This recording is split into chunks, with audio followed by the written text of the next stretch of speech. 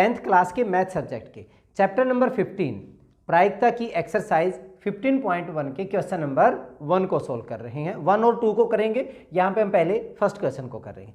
देखिए ये कहता है निम्नलिखित कथनों को पूरा कीजिए। You have to fill in the blanks, खाली स्थानों को हमने भरना है।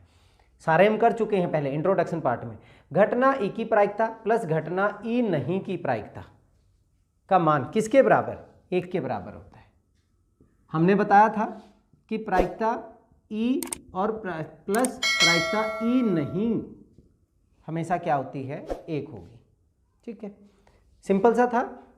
यहाँ पे कई बार क्वेश्चन भी आ जाता, आपको ये कह देते हैं कि किसी घटना के नहीं होने की जो प्रायिकता है, नहीं होने की प्रायिकता 0.7 है, प्रायिकता 0.7 है, तो होने की प्रायिकता क्या होगी? होने की अगर हम प्रायिकता निकालेंगे तो ये 1 माइनस 1 में से माइनस कर दो, ये दी हुई है उधर जाके माइनस हो जाएगी, तो ये कितना हो जाएगा? 0.3 आपका आंसर आ जाएगा। ठीक है, अब नेक्स्ट, उस घटना की प्रायिकता जो घटित नहीं हो सकती है, जो घटित हो ही नहीं सकती। एक पासा फेंका हमने, उसमें 7 संख्या आई। अब 7 संख्या तो आ नहीं सकती, तो उसकी क्या थी? 0 थी, शून्य थी, उसकी प्रायिकता 0 होगी। और ऐसी घटना क्या कहलाती है? असंभव घटना। क्या कहलाती है? असंभव घटना कहलाती है। ठीक है, इसके बाद उस घटना की प्रायिकता जिसका घटित होना निश्चित है, जो श्योर है होगी, उसकी प्रायिकता हमने कितनी बताई थी? 1 बताई थी। और ऐसी घटना हमारे पास निश्चित घटना बोली जाती है, निश्चित घटना कही जाती है। जैसे हमने कहा था कि एक पासा फेंका, एक पास से फेंकने में हमारे पास क्या क्या नंबर आ सकते हैं? 1 2 3 4 5 6। और हमने प्रायिकता कहा था कि हमारे पास क्या हो? 7 से कम हो। 7 से कम तो सारे के सारे आगे 6 के 6 और बटे टोटल। तो ऐसी हमारे पास क्या होती है? निश्चित घटना होगी। इसके बाद इसका फोर्थ पार्ट क्या कहता है?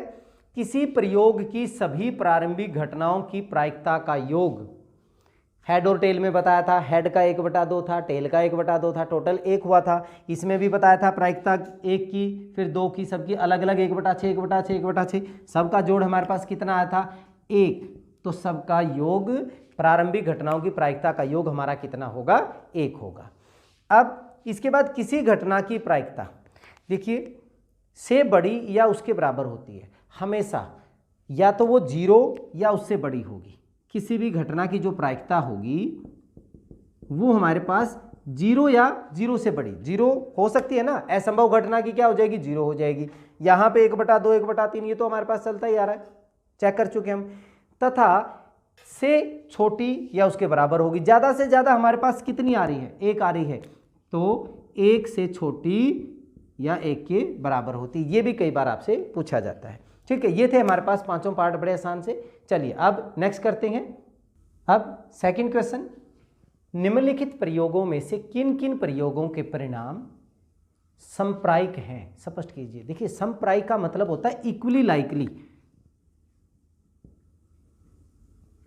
इक्वली लाइकली मतलब जैसे हम एक सिक्का फेंकते हैं, हेड भी और टेल भी वो इक्वली लाइकली हैं, समप्रायिक हैं, सभी के सभी 1/2 और 1/2 दोनों की जो प्रायिकता हमारी सेम है। एक पासा फेंकते हैं, 1 आने की, 2 आने की, 3 आने की, सबकी प्रायिकता 1/6 1/6 1/6, सभी ये हमारे पास क्या हैं? समप्रायिक हैं। एक पासा फेंक रहे हैं, सभी नंबर्स अलग लगाते हैं, तो ऐसे जो केस हैं वो हमारे पास समप्रायिक कहलाते हैं, इक्वली लाइकली कहलाते हैं। यहाँ पे देखते हैं हमारे पास कौन सा है कौन सा नहीं है। एक ड्राइवर कार चलाने का प्रयत्न करता है, कार चलना प्रारंभ हो जाती है या कार चलना प्रारंभ नहीं होती, दो है हमारे पास। अब डिपेंड करता है, गाड़ी अच्छी होगी, हो सकता है पहली बार में स्टार्ट हो जाए, हो सकता है पुरानी गाड़ी हो सकता है 10 बार हमने चाबी घुमानी पड़ जाए तो नहीं होगी। वहाँ पे इक्वली लाइकली नहीं है, यहाँ पे कार चलना और कार नहीं चलना वो हमारे पास इक्वली लाइकली नहीं है। डिपेंड करता है, कई बार कचरा फंस जाए तो ज़्यादा टाइम ले ले, हो सकता है पहली बार में इग्निशन हो जाए, दूसरी बार में हो जाए, तो यहाँ पे इक्वली लाइकली नहीं है, तो ये हमारे पास समप्रायिक नहीं है।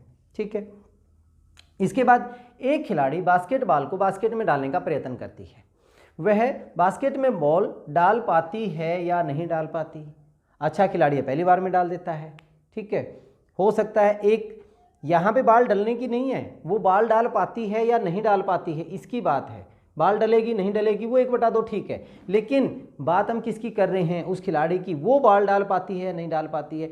हो सकता है वो 5 अटेम्प्ट में बॉल डाल पाए, हो सकता है वो 10 बॉल में अटेम्प्ट कर पाए, हो सकता है वो पहली बार में ही वो बॉल डाल दे। तो यहाँ पे ये भी हमारे पास समप्रायिक नहीं है, इक्वली लाइकली नहीं है, तो ये भी हमारा समप्रायिक नहीं होगा। तीसरा, एक सत्य असत्य प्रश्न का अनुमान लगाया जाता है, ठीक है, ट्रू एंड फॉल्स, उत्तर सही या गलत होगा। यहाँ पे सिर्फ 2 ही चांस है, या तो वो सही होगा या फिर गलत होगा।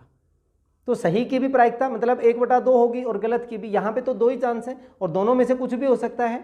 तो ये हमारे पास क्या है, समप्रायिक है। सत्य असत्य, ट्रू और फॉल्स, जब आप मार्क करोगे या तो ट्रू होगा या फिर फॉल्स होगा, 2 ही संभावनाएं हैं।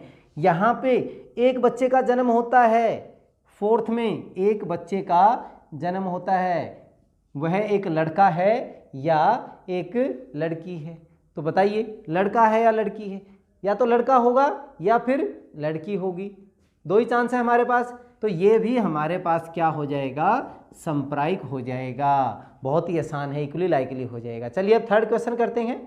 थर्ड, फुटबॉल के खेल को प्रारंभ करते समय यह निर्णय लेने के लिए कि कौन सी टीम पहले बॉल लेगी, इसके लिए सिक्का उछालना एक न्याय संगत विधि क्यों माना जाता है।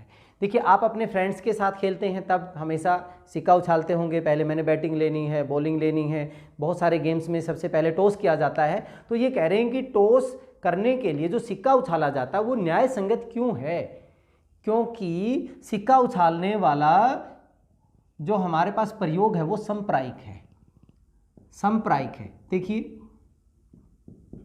एक सिक्का उछालने पर संभावित